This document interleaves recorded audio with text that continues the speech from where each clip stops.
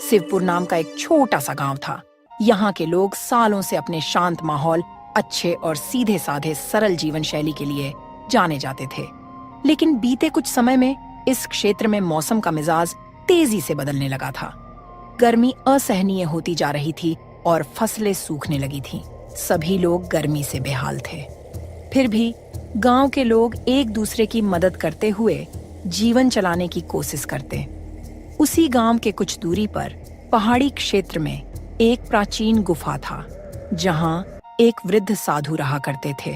उनके बारे में कहा जाता था कि वे इंद्रियों पर नियंत्रण रखने वाले बड़े ही दयालु और अनुभवी साधु हैं। कुछ लोगों ने उन्हें साधु और कुछ ने फकीर भी समझा, लेकिन असल में वे एक व्यक्ति ही थे।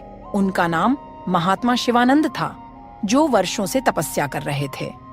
वे अपने दिव्य तप से पहाड़ की उग्र जलवायु को भी सहन कर लेते थे, किंतु इस बार मौसम इतना विकराल रूप ले चुका था कि उनकी सहन शक्ति भी चूकने लगी थी। हे प्रभु, यह कैसी अग्नि परीक्षा है। मेरे शरीर की समस्त शक्ति मानो सूख सी गई है। इस भीषण गर्मी में भी मैंने सदा उपवास और साधना को ही अपना जीवन बना लिया है, पर अब शरीर जवाब दे रही है। गर्मी से साधु महाराज की हालत खराब होने लगी थी। गुफा के बाहरी हिस्से में सूरज की रोशनी इतनी तीव्र थी कि अगर कोई बाहर खड़ा होता तो कुछ ही देर में पसीने से लथपथ हो जाता। पहाड़ी इलाका में जो छोटे मोटे तालाब थे वह भी सूख चुके थे और वह पानी के बिना और भी तड़प रहे थे। ऐसे में साधु बाबा ने सोच लिया कि आज उनको किसी भी तरह गांव जाकर लोगों से सहायता लेना ही पड़ेगा। गुफा में अब और रुकना जीवन के लिए खतरा हो सकता है। सुबह का समय था, पर धूप इतनी तेज कि लगती थी कि मानो दोपहर हो गई है। साधु शिवानंद अपने शरीर को संभालते हुए धीरे धीरे पहाड़ से उतर रहे थे। उनकी चाल डगमग हो रही थी, कंठ सूख चुका था, पर मन में अभी भी उम्मीद थी कि गांव के लोग उनकी सहायता जरूर करेंगे। रास्ते में उन्हें एक चरवाहा मिलता है, जो अपनी भेड़ियों को पहाड़ पर चराने ले जा रहा था। अरे बाबा जी, आप इस भीषण गर्मी में कहाँ निकलकर जा रहे हैं? आपकी तबीयत तो ठीक है ना? हे बेटा, मुझे कुछ पानी की आवश्यकता है। बहुत कष्ट में हूँ। क्या तुम्हारे पास पानी है? चरवाहा असमंजस में पड़ जाता है। उसके पास भी सिर्फ एक छोटा सा पानी का मशक था, जो पूरे दिन उसके लिए काफी मुश्किल से चलता था। कुछ क्षण सोचने के बाद वह थोड़ा पानी साधु को दे देता है। बाबा, मेरे पास ज्यादा पानी नहीं है, पर जो है वह आपको दे रहा हूँ। आप गांव पहुँचे तो और लोगों से भी मदद मांग लेना। साधु को थोड़ी राहत मिलती है। उन्हें इस चरवाहे में उम्मीद की किरण दिखती है। साधु उसे आशीर्वाद देकर आगे बढ़ जाते हैं। जब साधु गांव के पास पहुंचते हैं तो देखते हैं कि गांव के पास में ही एक ही कुआं था, जो अब लगभग सूख सा गया था। गांव के लोग दिन भर उसका पानी निकालकर अपने अपने काम में लगा लेते थे।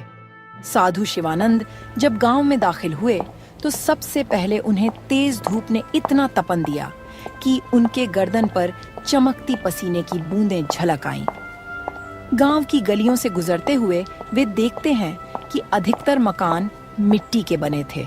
कुछ बैल बेचैन होकर तड़फड़ा रहे थे। थोड़ी दूर जाने पर साधु को कुछ लोग दिखाई देते हैं, जो मिलकर एक सूखे तालाब की तलहटी साफ कर रहे थे।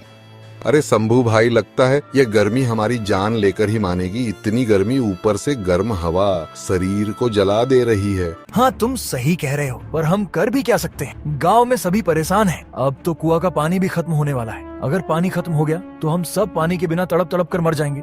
हे भक्तों, क्या कोई मेरी सहायता कर सकता है? मुझे पानी की अत्यंत आवश्यकता है, और यदि कुछ छाया या विश्राम का स्थान मिल जाए तो मैं आपका आभारी रहूंगा। ग्रामीणों ने उन्हें देखा, पर कोई खास उत्सुकता नहीं दिखाई। उन्हें लगा कि यह कोई साधु या भिक्षुक होगा जो भीख मांगने आया है। बाबा अपने लिए पानी जुटाना इस समय हमारे लिए भी मुश्किल हो रहा है। हम खुद यहाँ सूखे तालाब की सफाई कर रहे हैं ताकि बरसात आए तो पानी संग्रहित कर सकें। ऐसा नहीं है कि हमारे पास कोई भंडार है जिसे हम लुटा दें। मैं समझ सकता हूँ बेटा, पर मेरी दशा बहुत दयनीय है। मैं पहाड़ से नीचे आया हूँ, गुफा में रहता था। अब इस अत्यधिक गर्मी के कारण मेरा शरीर साथ नहीं दे रहा। सिर्फ कुछ घूंट पानी और थोड़ा विश्राम दे दो। साधु महाराज को इतना कहने पर भी कोई उनको एक गिलास पानी तक नहीं दिया। फिर वह आगे बढ़ते हैं।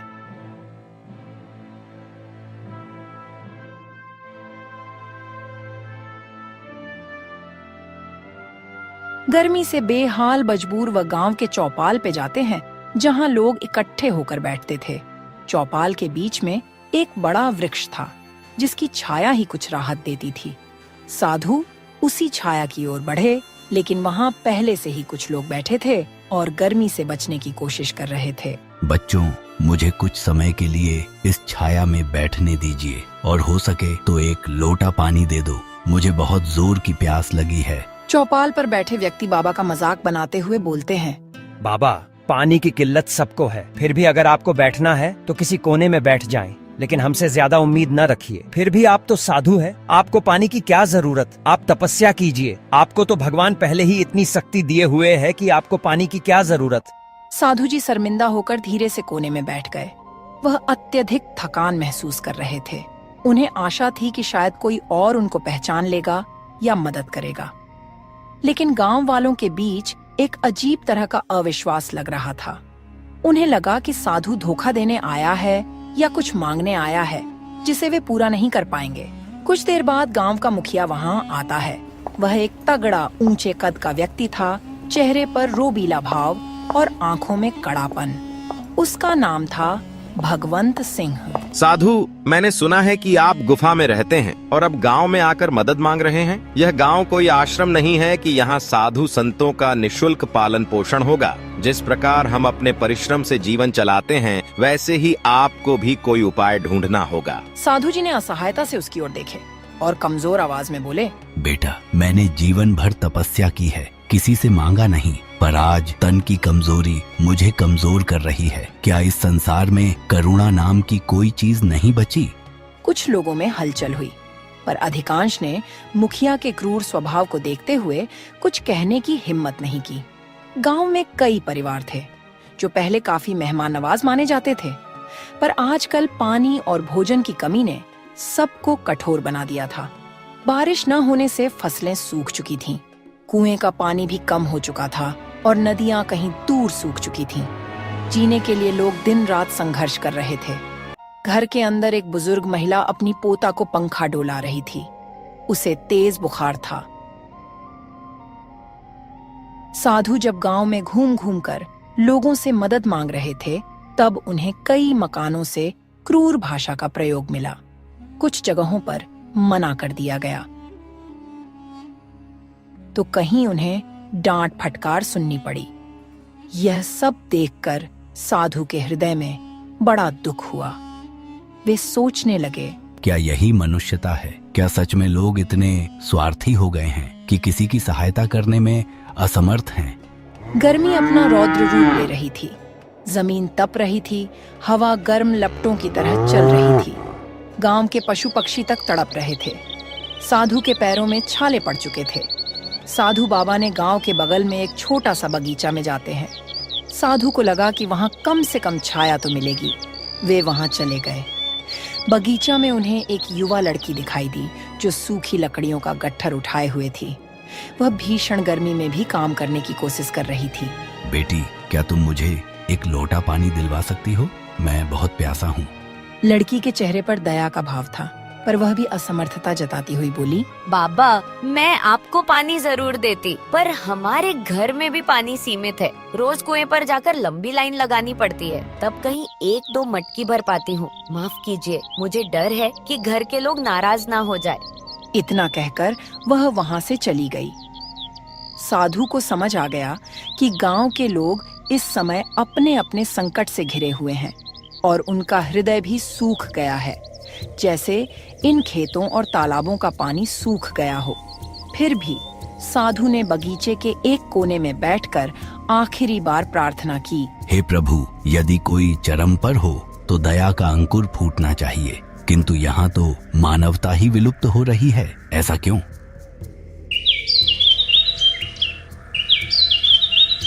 अगले कुछ दिन साधु के लिए कठिन साबित हुए। उन्हें पर्याप्त भोजन तो दूर, पीने को पानी तक नहीं मिला। तेज गर्मी में उनका शरीर ह्रास की ओर बढ़ रहा था। एक दिन दोपहर को जब सूरज आसमान के ठीक ऊपर था और किरणें मानो आग बरसा रही थीं, तब साधु बेहोश होकर गिर पड़े।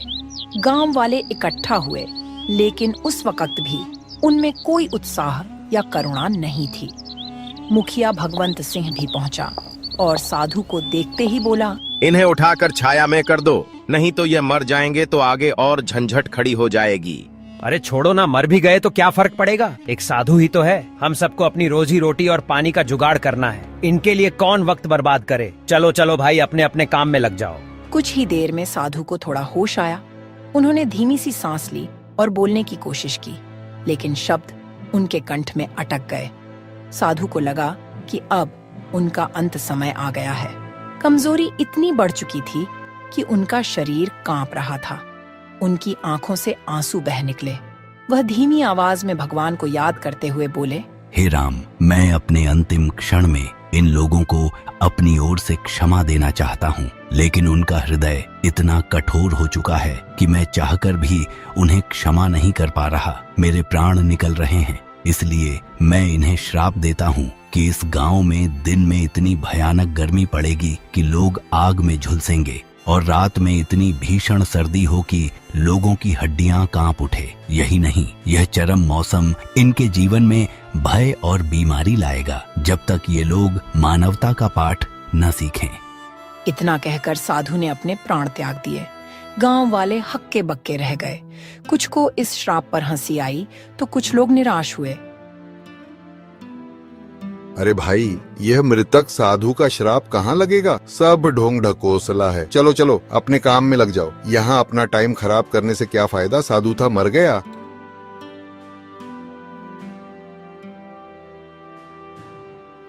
साधु की मृत्यु के 1-2 दिन बाद ही मौसम ने अपना विकराल रूप दिखाना शुरू कर दिया।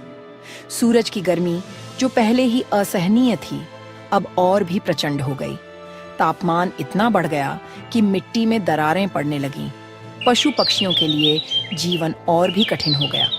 दिन में लूह चलती, जिसके थपेड़े मानो शरीर को झुलसा देती थी। गांव वाले दिन में बाहर निकलने से कतराने लगे, पर रात होते ही हालात बिल्कुल उल्टा हो जाता। ठंडी हवाएं चलती, लेकिन यह ठंडक सुखद नहीं, बल्कि हाड़ कपा देने वाली थी। लोगों को समझ ही नहीं आता कि इतनी उग्र गर्मी के बाद अचानक इतनी भयंकर ठंड कैसे हो सकती है। अरे शंभू भाई, मौसम का मिजाज कुछ समझ नहीं आ रहा। ये कैसा मौसम हो गया जो दिन को तेज गर्मी और रात को हाड़ कपाने वाली ठंडी पड़ रही है? ऐसा तो मैंने अपने जीवन में पहली बार देख रहा हूँ। हाँ, तुम सही कह रहे हो। मुझे भी कुछ समझ नहीं आ रहा है कि यह क्या बला है। अब तो लोगों की तबीयत भी खराब होने लगी है और बच्चों को निमोनिया होने लगी और बुजुर्ग मरने लगे हैं। इस चरम मौसम ने गांव के स्वास्थ्य तंत्र को तहस नहस कर दिया। दिन में गर्मी और रात में निमोनिया या सर्दी जुकाम जैसी बीमारियां फैलने लगीं।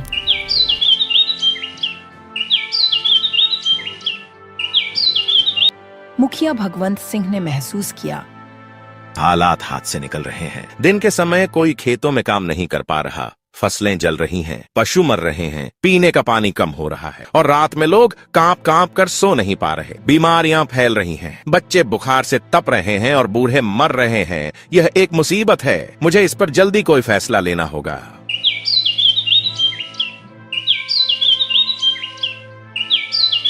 अगले दिन मुखिया ने एक आपात बैठक बुलाई। गांव के सभी प्रतिष्ठित लोग और साथ ही आम ग्रामीण भी जुटे। सबके चेहरे पर चिंता और भय की लकीरें स्पष्ट थीं। यह स्थिति अब बर्दाश्त से बाहर हो रही है। दिन में हम जलते हैं, रात में ठिठुरते हैं। गांव के कई बच्चे और बुजुर्ग बीमार पड़ चुके हैं। अगर यह ऐसे ही चलता रहा तो हमारा गांव उजड़ जाएगा। मुझे लगता है कि यह सब उस साधु के श्राप का नतीजा है। भीड़ में हलचल हुई। कुछ लोग पहले मानने को तैयार नहीं थे कि श्राप जैसी कोई चीज होती है। अरे मुखिया जी, आप भी क्या उस मामूली साधु के श्राप के चक्कर में पड़े हैं? श्राप नाम का कोई चीज नहीं होती, यह सब ढकोसला होता है लोगों को डराने के लिए।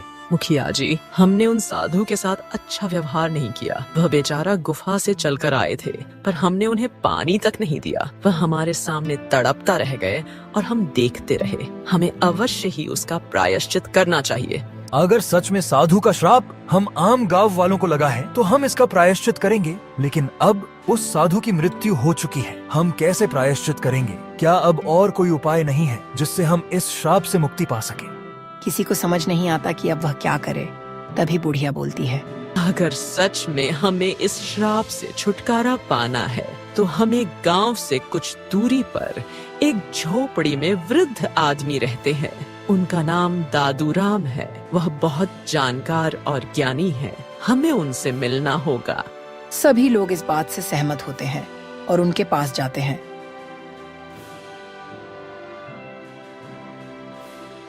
वहां जाकर उनको सारी बात बताते हैं। तब दादूराम बोलते हैं, बेटा, मैं उस साधु बाबा को जानता था। वर्षों से सुना था कि वे अपनी तपस्या से अनेक लोगों को लाभ पहुंचा चुके थे। उनका मन सदा शांत और दयालु था। उनके श्राप का कारण तुम्हारी क्रूरता है। अगर तुम लोग उस क्रूरता का प्रायश्चित करना चाहते हो तो हमें सबसे पहले उनके पार्थिव शरीर को ढूंढकर उनका विधिवत अंतिम संस्कार करना होगा। सुनने में आया है कि वह बगीचा में ही अपने प्राण त्याग दिए थे। लोग उनके बात से सहमत हुए। हाँ, यही उचित होगा। लेकिन क्या इससे सचमुच श्राप समाप्त हो जाएगा? श्राप तभी समाप्त होगा जब हमारी हृदय से मनुष्यत्व लौट आएगा। हमें दयालु और परोपकारी बनना होगा। दूसरों की मदद करने की शपथ लेनी होगी। तभी उनका अशांत आत्मा को शांति मिलेगी और हो सकता है कि परमात्मा हमारी सहायता करे।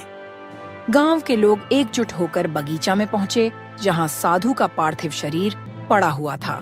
भीषण गर्मी के कारण कुछ ही दिनों में स्थिति दयनीय हो चुकी थी, लेकिन लोगों ने हिम्मत करके शरीर को परंपरा के अनुसार अंतिम संस्कार किया। साधु का अंतिम संस्कार पूरे सम्मान के साथ किया गया। मन में सबके पश्चाताप के स्वर गूंज रहे थे। मुखिया अब बाबा से हाथ जोड़कर प्रार्थना किया, हे बाबा, हमें क्षमा करो। हमने आपके साथ जो दुर्व्यवहार किया उसके लिए हम सभी दोषी हैं। अब हम वचन देते हैं कि किसी भी जरूरतमंद को कभी निराश नहीं करेंगे। अगले कुछ दिनों में मौसम में थोड़ा बदलाव दिखने लगा। दोपहर की लू अब भी थी, लेकिन पहले जैसी भयानक नहीं। रातों की सर्दी भी कुछ कम हो गई। हालांकि अभी भी लोगों को सावधानी बरतनी पड़ती थी। इस प्रकार गर्मी का श्राप न सिर्फ एक घटना बनकर रह गया, बल्कि आने वाली पीढ़ियों के लिए एक सीख भी बन गया। इस कहानी से हमें यह संदेश ग्रहण करना चाहिए कि आवश्यकता पड़ने पर किसी भी असहाय की सहायता अवश्य करनी चाहिए। तपस्वी साधु की मृत्यु व्यर्थ नहीं गई। उनके श्राप ने पूरे गांव को बदल दिया और उन्हें मनुष्य होने का सही अर्थ समझा दिया। एक समय की बात है। एक समृद्ध और विशाल राज्य में एक वृद्ध राजा रहते थे। राजा की दूसरी शादी हुई थी। राजा की पहली पत्नी का देहांत कुछ दिन पहले ही हो गया था। पहली पत्नी से राजा को एक बेटा हुआ था, जिसका हृदय अत्यंत कोमल, दयालु और नेक था। राजा ने दूसरी शादी की थी, लेकिन उसकी दूसरी पत्नी भीतर ही भीतर जलन और लालच हर पल उसके मन में घूमता रहता था। रानी का मन इस बात से भर गया था कि जब उसका अपना पुत्र जन्म लेगा तो सौतेला बेटा उसके बेटे के विरुद्ध आधे हिस्से का दावा करेगा। इस सोच ने रानी के दिल में कड़वाहट और दगाबाजी के भावों को जन्म दे दिया था। देखो तो सही, ये सौतेला बच्चा कैसे इतना मीठा बोलता है। पर मुझे चिंता है कि जब मेरा बेटा जन्म लेगा तो उसका आधे का हिस्सेदार हो जाएगा। मैं अपने ही बेटे का भविष्य खराब नहीं करना चाहती। मुझे कुछ करना चाहिए। उसकी आंखों में क्रोध और लालच की चमक झलक रही थी। उसी शाम रानी ने अमन के लिए आदेश जारी किया। अमन, तुम आज से मेरे नौकर बनकर रहना। महल के कामकाज में मेरी सहायता करो, और अगर तुम अपना कार्य ठीक से नहीं करोगे तो तुम्हें दंड भी भुगतना पड़ेगा। और सुनो, यह सब बात तुम महाराज से मत बताना। अगर तुमने महाराज से बताया तो तुम्हें उल्टा लटका के मारूंगी। माँ, मैं हमेशा आपकी सेवा करने के लिए तैयार हूँ। आखिर आप मेरी प्यारी माँ हो। माँ की सेवा नहीं करूँगा तो किसका करूँगा? अमन की मासूमियत में रानी ने नफरत का बीज बो दिया। रानी ने उसे रोज कठोर मेहनत के काम में लगा दिया करती और उसे ठीक से भोजन भी नहीं देती थी। अमन अपनी मासूमियत में बिना किसी शिकायत के सभी आदेश मानता था। समय बीतता गया, रानी के मन में और भी कठोर विचार उमड़ने लगे। वह सोचने लगी, क्यों ना अमन को हमेशा के लिए इस दुनिया से मिटा दिया जाए, ताकि भविष्य में मेरे आने वाले बेटे का पूरा अधिकार सुरक्षित रह सके और पूरा राजपाट मेरा अपने बच्चे का हो सके। रानी के मन में अमन को हमेशा हमेशा के लिए रास्ते से हटाने के लिए षड्यंत्र रचने लगी थी। तभी रानी की एक करीबी सलाहकार वसुंधरा वहां आई। वसुंधरा, मुझे एक योजना सुनानी है जिससे मैं अमन को हमेशा के लिए इस दुनिया से दूर कर सकती हूँ। अगर वह इस दुनिया से चला जाता है तो मेरा जन्म लेने वाला बेटा बिना किसी रुकावट के राज्य का उत्तराधिकारी बनेगा। महारानी, क्या आप वाकई ऐसा कर सकती हैं? अमन तो बहुत मासूम है। इस प्रकार की अनहोनी आप सोच भी कैसी सकती है महारानी जी। महाराज अमन को अपने दिल का टुकड़ा समझते हैं। आप अमन पे कुछ तो दया करो। देखो वसुंधरा, मुझे कोई दया नहीं लगती उस मनहूस पर। यह राज्य मेरे बेटे का होना ही चाहिए और यदि अमन जिंदा रहा तो उसका आधा हिस्सा मेरे बेटे का हक से चला जाएगा। वसुंधरा रानी को समझाने की कोशिश करती है, लेकिन रानी उसकी एक न सुनी। इस प्रकार रानी ने एक षड्यंत्र रचने का निश्चय कर लिया। उसने एक बलवान सैनिक वीरेंद्र को अपने पास बुलाई और उससे बोली, वीरेंद्र, तुम्हारी शक्ति और निष्ठा मेरे काम आएगी। मेरे पास एक विशेष कार्य है तुम्हारे लिए, जिसे करने के लिए मैं तुम्हें नियुक्त कर रही हूँ। आपका आदेश मेरे लिए हमेशा सबसे महत्वपूर्ण रहा है। कृपया बताइए महारानी जी, मैं क्या कर सकता हूँ? तुम अमन को खत्म कर दो, मगर ध्यान रहे यह मौत महज एक हादसा लगे। किसी को संदेह तक नहीं होना चाहिए कि यह कोई साजिश थी। वीरेंद्र इतनी बात सुनकर डर जाता है। वह सोचता है कि छोटे राजकुमार को मारने की बात रानी कह रही है। वह हिचकिचाते हुए बोला, महारानी, यह कार्य मेरे लिए अत्यंत कठोर है। अमन तो एक निर्दोष बच्चा है। महाराज अमन से बहुत प्यार करते हैं। अगर यह बात उन्हें मालूम होगा तो वह सबको सूली पर चढ़वा देंगे। अगर तुम उस दुष्ट अमन को खत्म नहीं करोगे तो मैं तुम्हें झूठे इल्जाम में सजा कर तुम्हें सूली पर चढ़वा दूंगी। तुम्हें मेरे आदेश का पालन करना होगा। वीरेंद्र, तुम्हें न तो दया करनी है और न ही मना करना है। यदि तुमने नहीं किया तो मेरे क्रोध का सामना तुम्हें करना पड़ेगा। वीरेंद्र डर जाता है और रानी के आदेश का पालन करने का निश्चय करता है। हालांकि उसके मन में भय और दुविधा उमड़ रही थी, मगर वह कुछ कर नहीं सकता था। अगर वह राजा से कहता तो उसे रानी उसे बेमौत मरवा देती। वह चिंतित था। कुछ दिन बीतता है। फिर एक दिन राजा अपने पुत्र से पूछता है, पुत्र, मुझे लगता है कि तुम आजकल बहुत उदास लग रहे हो। क्या बात है? कुछ दिक्कत है तो बताओ। कुछ नहीं पिताजी, बस माँ की याद आ रही थी। अरे पुत्र, तुम्हारी दूसरी माँ तो है ना, वह तुझे बहुत प्यार करती है। वह तुम्हें अपने जिगर का टुकड़ा मानती है। तभी रानी वहाँ आती है और झूठी प्यार दिखाते हुए बोलती है, अरे मेरे प्यारे पुत्र, तुम कहाँ थे कब से? मैं तुम्हें ढूंढ रही हूँ। तुम्हारे लिए मैं बहुत अच्छा पकवान बनवाई हूँ, चलो खा लो। तुम सुबह से कुछ नहीं खाए हो, देखो तो कितना कमजोर हो गए हो तुम। राजा इतनी बात सुनकर बहुत खुश होते हैं। वह सोचते हैं कि मेरी दूसरी पत्नी मेरे बेटे की कितनी ख्याल रखती है। इसी तरह दिन बीतते। फिर एक दिन रानी सैनिक से कहती है, वीरेंद्र, इस अमन का खेल कब खत्म करोगे? कई दिन बीत गया, इसी तरह रहा तो वह धीरे धीरे बड़ा समझदार हो जाएगा तो उसे मारने में दिक्कत हो जाएगा। महारानी, इस समय सारे सैनिक, मंत्री और प्रजा जन महल में हैं। मैं किसी सुनसान दिन का इंतजार कर रहा हूँ, क्योंकि अगर कोई देख लेगा तो हम लोग फंस जाएंगे। तो देर किस बात की? कल महाराज और मंत्री और सभी सैनिक दूसरे राज्य में कुछ सुनवाई के लिए जा रहे हैं। क्यों ना तुम कल ही सारा काम खत्म कर दो? ठीक है महारानी जी, आपकी जैसी इच्छा। फिर अगले दिन जब सूर्य की किरणें भी उदास लग रही थीं, तब वीरेंद्र ने अमन की निगरानी में लग गया।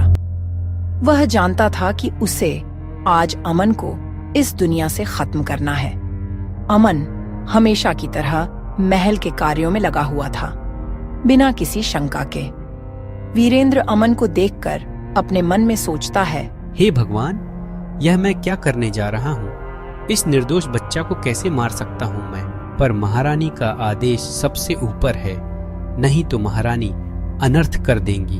उसकी आंखों में भी झलक रही थी अपराध बोध की चमक, परंतु उसने अपने कर्तव्य को निभाने का निर्णय किया था। धीरे धीरे वीरेंद्र ने अमन के पास जाकर उसे अकेले ले जाने का बहाना बनाया।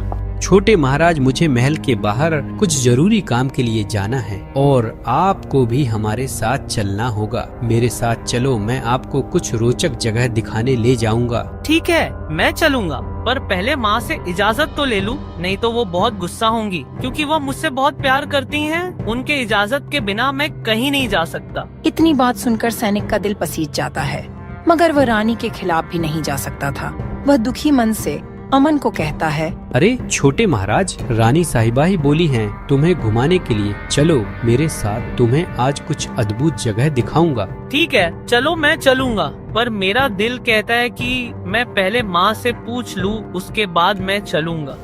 अमन तुरंत ही रानी के पास जाता है और पूछता है, माँ, वीरेंद्र सैनिक के साथ मैं घूमने जाना चाहता हूँ, क्या आपकी इजाजत है? हाँ, क्यों नहीं, तुम जाओ, जंगल में बहुत अनोखा अनोखा दृश्य देखने को मिलेगा। तुम जाओ, तुम्हें बहुत अच्छा लगेगा। लेकिन माँ, मुझे पता नहीं क्यों बहुत घबराहट हो रही है, लगता है कुछ अनहोनी होने वाला है। अरे नहीं बेटा, यह सब तुम्हारा वहम है। तुम पहली बार जंगल का सैर करने जा रहे हो, इसीलिए तुम घबरा रहे हो। तुम निश्चिंत होकर जाओ और फिर मेरा आशीर्वाद तुम्हारे साथ है। रानी की बात सुनकर अमन खुशी खुशी सैनिक के साथ चला जाता है। तभी रानी मन ही मन सोचने लगती है, जा जा अमन के बच्चे, आज तेरा खेल खत्म। अब से मेरे आने वाले बच्चे का सारा राजपाट होगा। दोनों महल से बाहर निकलते हैं और एक सुनसान रास्ते पर चल पड़ते हैं।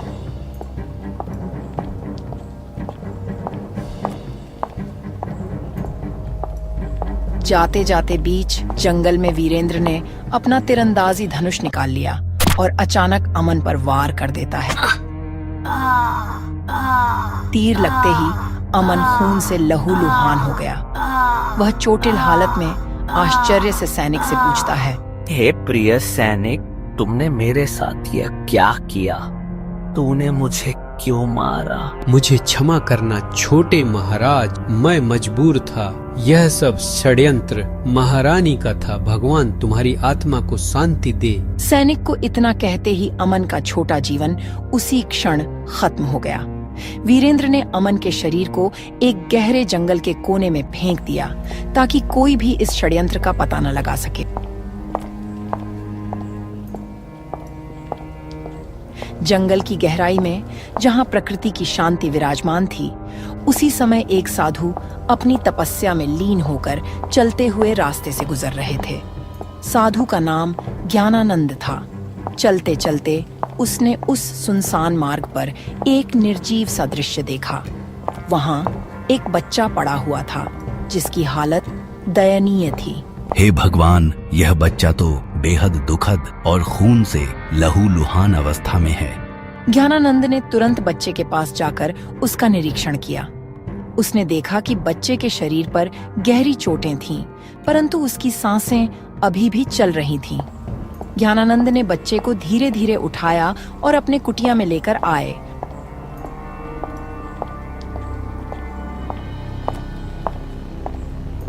और ज्ञानानंद ने बच्चे का उपचार करना शुरू किया, उसे औषधियां दी और धीरे धीरे उसकी हालत में सुधार आने लगा। बच्चे ने ज्ञानानंद की गोद में अपना विश्वास जताया। ज्ञानानंद ने बच्चे को आकाश का नाम दिया, जैसे कि वह पुनर्जन्म प्राप्त कर रहा हो। हे बच्चा, तुम चिंता मत करो, अब तुम्हें मेरे संरक्षण में सुरक्षित जीवन मिलेगा। इधर जब राजा को पता चला कि उनका बेटा अमन महल से गायब है, तो वह पागल से हो गए और अमन को खोजने का सख्त निर्देश दिया। रानी झूठे आंसू बहाकर अमन के लिए दुखी थी। अरे सैनिकों, जल्दी मेरे बेटे को खोजो। आखिरकार कौन है जो मेरा दुश्मन है, जो मेरे बेटे को अगवा कर लिया है? कुछ वर्ष बीतते हैं। जब आकाश बड़ा होता है, तब समय के साथ ज्ञानानंद ने आकाश को साधु की शिक्षा दी। आकाश ने कठिन तपस्या और साधना से न केवल अपने शारीरिक घाव भर लिए, बल्कि अपने मन में ज्ञान और करुणा की ज्योति भी प्रज्वलित कर ली। आकाश अब न केवल एक साधु बन गया, बल्कि अपने अंदर वह दिव्य प्रकाश भी जागृत हुआ, जिसने उसके चारों ओर आशा का संचार कर दिया। राजमहल में समय का पहिया निरंतर घूमता रहा। राजा पहले से बूढ़े हो चुके थे और रानी को भी कोई संतान नहीं हुआ, जिस पर वह घमंड करती थी। अब रानी को भी चिंता सताने लगी थी। वह सोचती, मैंने अपने सौतेले बेटे को मरवाकर अच्छा नहीं किया। वह अपने माँ की तरह मुझे मानता था। आज कई वर्ष बीत गया लेकिन मेरी कोई औलाद नहीं हुआ। अगर अमन रहता तो हमारे बुढ़ापे का सहारा होता। ये मैंने बहुत गलत किया, उसी का सजा भगवान मुझे दे रहे हैं, मुझे बिना औलाद बनाकर। अब रानी को पछतावा हो रहा था, परंतु अमन अब महल में नहीं था। राजा को भी अपने राज्य की चिंता सताने लगी। मुझे मेरे पुत्र का इंतजार है, परंतु मुझे कुछ भी नहीं मिल रहा। क्या यह सच है कि वह अब इस दुनिया में नहीं है? राजा की आवाज में निराशा और पीड़ा की झलक थी। दिन बीतते गए और राजा की सेहत में लगातार गिरावट आती गई। उनके मन में एक अनकही पीड़ा थी जिसे समझना कठिन था। अंततः राजा की चिंता और बेचैनी उनके स्वास्थ्य पर भारी पड़ गई। राजा की स्वास्थ्य की हालत इतनी खराब हो गई कि एक दिन उन्होंने अपने प्राण त्याग दिए। महल में सभी शोक हो उठे। राजा का निधन एक गहरा घाव बनकर रह गया, परंतु यह किस्मत की मार थी जिसे कोई भी रोक नहीं सकता था। उसी क्षण ज्ञानानंद और आकाश, जो अब पूर्ण साधु बन चुके थे, भिक्षा मांगने महल के दरबार में पहुंचे। महल के दरबार में सभी लोग राजा के निधन पर शोक मना रहे थे। हे दरबार के लोग, यह क्या हुआ? किसका निधन हो गया है? दरबार के लोग साधु की बातें सुनकर उनसे सारी बात बताते हैं। क्या बताऊं बाबा, इस राजमहल में अनर्थ हो गया। यह जिसका निधन हुआ है, यह एक राजा थे। उनका एक ही बेटा अमन था जो पता नहीं कहाँ खो गया। उसी के चिंता में राजा की तबीयत खराब होने के कारण आज उनकी मृत्यु हो गई। हे बाबा, यह बताओ कि राजा का निधन किस प्रकार हुआ। ऐसा प्रतीत होता है कि उनके मन में असीम पीड़ा थी। राजा का निधन सिर्फ शारीरिक रोग के कारण नहीं हुआ। उनके मन पर अटकी निराशा, अविश्वास और अनदेखी पीड़ा ने भी उन्हें तोड़ दिया। बहुत समय पहले की बात है। राजा का एक ही संतान अमन था। वह करीब 10 साल पहले कहीं लापता हो गए। तब से राजा दुखी रहने लगे थे और उनकी आज मौत हो गई। बुजुर्ग की इतनी बात सुनकर साधु ज्ञानानंद समझ जाते हैं कि आकाश को ही उन्होंने कई साल पहले जंगल से घायल स्थिति में उठाकर अपनी कुटिया में लाए थे। फिर साधु महाराज अमन को आकाश का नाम दिया था। साधु ज्ञानानंद ने रानी से पूछते हैं, महारानी, क्या आप हमें बता सकती हैं कि राजा का निधन कैसे हुआ है? रानी, जो अब अकेली और पीड़ा में डूबी हुई थी, उसकी आंखों में चिंता और भय साफ झलक रहे थे। वह धीरे से बोल पड़ी, सच तो ये है कि मैंने ही अपने सौतेले बेटे अमन के साथ अन्याय किया। मैंने उसे अत्याचार में डाला और आज्ञा दी कि उसे मार दिया जाए। अगर मैंने उसे मरवा दिया होता तो मेरे जन्मे हुए बेटे को संपूर्ण राज्य का उत्तराधिकारी बनना निश्चित हो जाता, परंतु नियति का खेल कुछ और ही था। दरबार में एक घबराहट फैल गई। सबको समझ में आ गया कि रानी के लालच और जलन ने किस कदर राज्य में दुख और विनाश फैला दिया था। महारानी, क्या तुम जानना चाहती हो कि अमन इस समय कहाँ है? हाँ बाबा, अगर मेरा बेटा जीवित होगा तो मैं भगवान का शुक्रगुजार रहूंगी। मैं कई वर्ष पहले अपने तपस्या में लीन होकर जंगल के रास्ते जा रहा था। तभी मुझे एक मासूम सा बच्चा खून से लथपथ जमीन पर पड़ा हुआ मिला। मैंने उसे उठाकर अपने कुटिया पर ले गया और उसका इलाज किया। कुछ दिन के बाद वह बिल्कुल सही हो गया और वह बच्चा, यह प्रकाश है। इसका नाम मैं अमन से प्रकाश रख दिया था। यह अब एक साधु बन गया है। इतना कहते ही रानी और वहाँ के सभी लोग समझ गए कि अमन एक साधु बन गया है।